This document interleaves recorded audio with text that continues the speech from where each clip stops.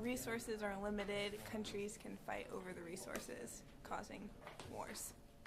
I think if we all just shared, I don't think there'd be any wars whatsoever. That's just really what it is. We need to learn to share, just like we learned in kindergarten. Why is that so hard now? A focus on green energy would be helpful. Resources are an extremely important thing to fund our economies, and we really, really need to find better ways to go about that. I think solving the energy crisis can help with war in that it'll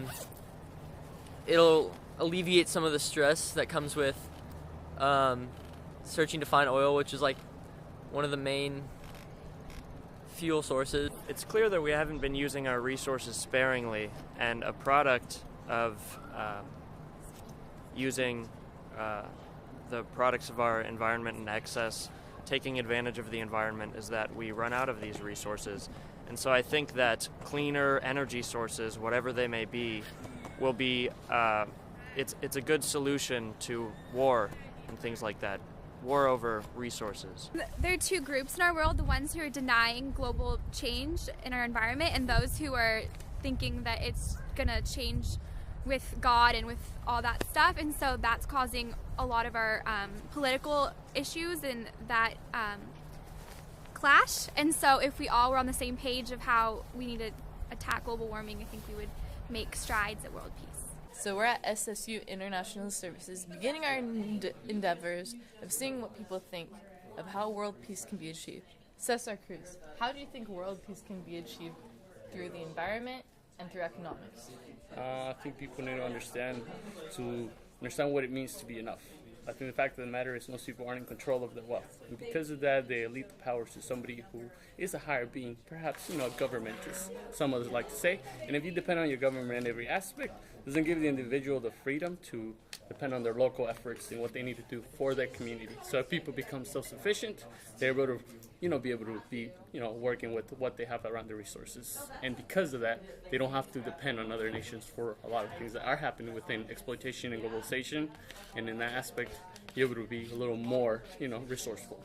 So I think in that manner, we're looking at world peace really being something possible if people are willing to look past the atrocities and the crazy things that have happened throughout life. And because of that, that's one of the things that's going to be the hardest thing for history to forget and to at the same time remember. Not the fact that we'll get necessarily, forget about everything, but we're going to definitely work with people. So that's probably a way to do it. Okay. My name is Barry Preisler. I teach in the political science department here at Sonoma State University, and I teach a lot of international relations, comparative politics, and overall international political economy, so at least touching on those issues. How do you think solving environmental issues will help with solving world peace or achieving world peace? Okay, it's going to be very helpful, but I think the major issues of world peace are they're sort of independent of environmental issues. It will certainly make many people's lives much better, and obviously something that needs to be done, but in terms of world peace meaning people going to war with each other or being close to going to war with each other, it's an issue, but if we think of the greatest issues of potential war out there, it's probably not the major one at all. You can really mess up the environment if you have a war in Bosnia or Herzegovina, or in the old days when Lebanon had its civil war, the environment in Lebanon suffered tremendously. But that was a consequence of war, and the war was for reasons obviously other than something like environmental issues. So it's I would say it's a value and a desirable goal, independent of whether it actually achieves an end to these conflicts that are separate from the environmental issues.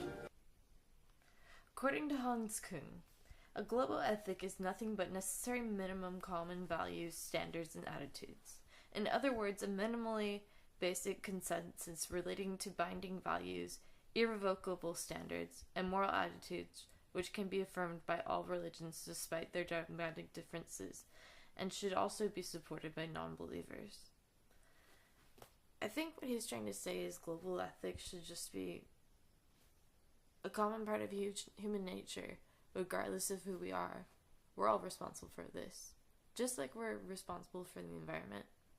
After Jason's talk last Monday, he brought up some points that I'd recognized for a long time. He mentioned how he used to start the lectures by asking the question, how many of you have not used petroleum today? And no one can say no to that in that room.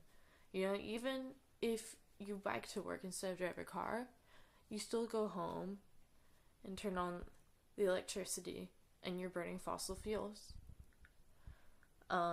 If you buy from Costco, you're paying for fruits and vegetables that were shipped all the way from Chile with fossil fuels. So the question is, what can you do to change this? Well, one, you can shop at a local organic garden for your fruits and vegetables. I do this. When you do this, you put money back into your local economy, and there's less distance traveled from where you live to where the food comes from, making for less fossil fuels to be burned.